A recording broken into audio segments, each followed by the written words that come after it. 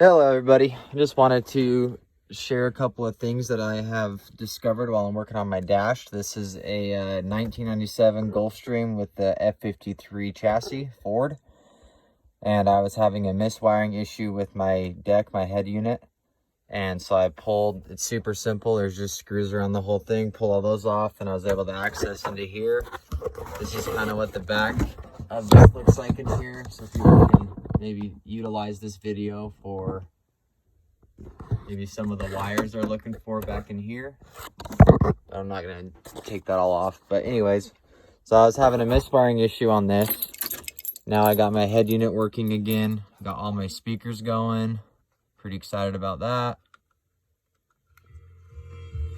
Sound really good.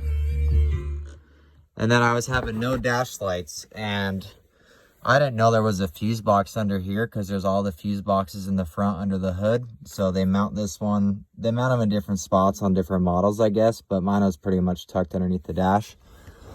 And I just kind of wanted to go over this fuse box. So I'll show you the diagram and all the numbers of where everything goes, but just a kind of a quick overview. This is number 13, and that's the dash light fuse.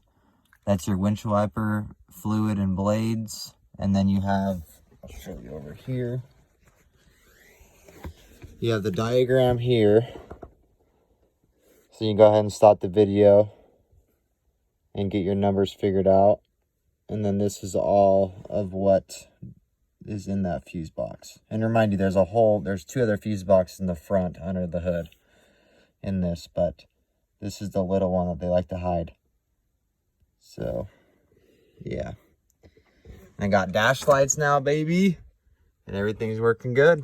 So I hope this helps somebody, and have a great day. Thank you.